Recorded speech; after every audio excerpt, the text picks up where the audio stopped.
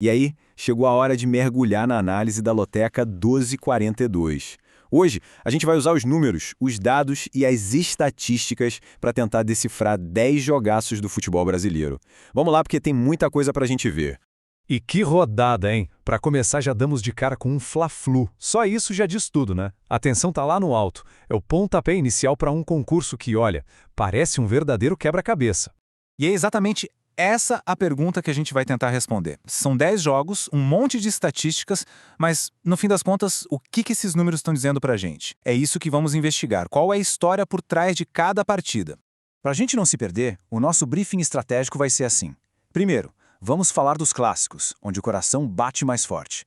Depois, vamos olhar os jogos onde um time é bem favorito, pelo menos nos números. Na sequência, os duelos de estilos, ataque contra defesa. E no final, a gente amarra tudo no veredito dos números. Bora começar com a alma do negócio, os clássicos.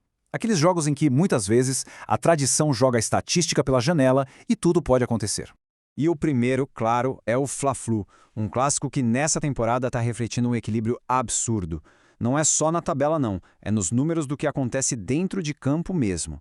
Olha só que interessante esse contraste. De um lado, o Fluminense, que adora ter a bola, controlar o jogo com seus 60% de posse. Do outro, o Flamengo, um time muito mais direto, mais letal, sabe? Média de quase 2 gols por partida. É a briga do controle de bola contra o poder de fogo. Agora, vamos descer lá pro sul, pro Grenal. É outro clássico gigante, só que aqui a história é um pouco diferente. Os dois times estão vivendo fases bem distintas, o que deixa tudo ainda mais legal de analisar. E aqui está o X da questão, bem claro para a gente ver. O Grêmio chega com um ataque que produz mais, que cria mais chances. Já o Internacional, bom, o Inter vem com uma defesa que é uma verdadeira muralha e não perde há 4 jogos. A pergunta que fica é, será que o ataque do Grêmio consegue furar esse bloqueio do Colorado? Mudando para São Paulo, temos o Derby Paulista. E, olha, nesse momento ele é literalmente um clássico de opostos. A diferença de fase, de performance entre Corinthians e Palmeiras é gritante. Essa expressão aqui, abismo, é simplesmente perfeita. E não é só sobre a posição na tabela, não. É um abismo técnico, de confiança, uma diferença que fica muito clara quando a gente olha os números da temporada. E se tem um número que resume tudo, é este aqui. O Palmeiras, líder do campeonato, tem um ataque que é uma máquina, média de mais de 2 gols por jogo. É coisa demais. Enquanto isso, o Corinthians tem o pior desempenho jogando em casa. O desafio para o Timão é gigantesco. Beleza, vamos para a segunda parte. Agora a gente vai focar naqueles jogos em que os números apontam com uma certa clareza para um dos lados, quando um time se destaca bem mais que o outro nas estatísticas. O primeiro exemplo é Vitória e São Paulo. E mesmo com os dois times tendo desfalques importantes, a chave para entender o favoritismo aqui está na defesa de cada um. E aqui não tem muito o que discutir, né? O São Paulo sofre menos de 1 gol por jogo. É uma solidez defensiva impressionante. Já o Vitória, o Vitória sofre mais que o dobro. Essa diferença na defesa coloca o São Paulo com uma boa vantagem nos números, mesmo jogando fora de casa.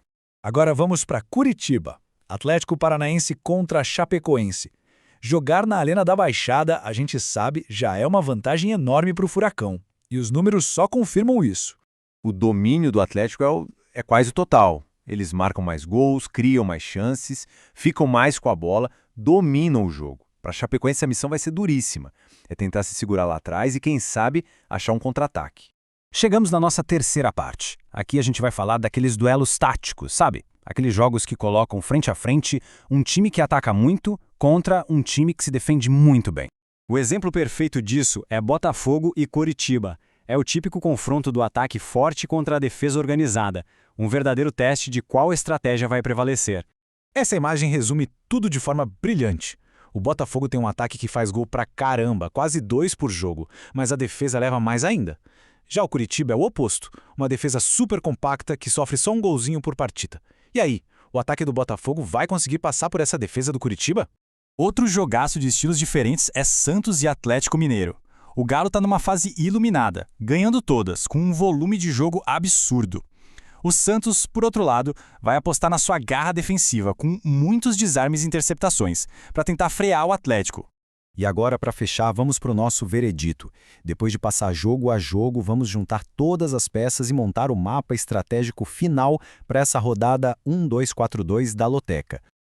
Então, resumindo a ópera, o que a gente tem é o seguinte: Palmeiras e Atlético Paranaense são os favoritaços da rodada, os números estão todos do lado deles. Temos aqueles jogos que são puro cara ou coroa, Fla-Flu e Grenal.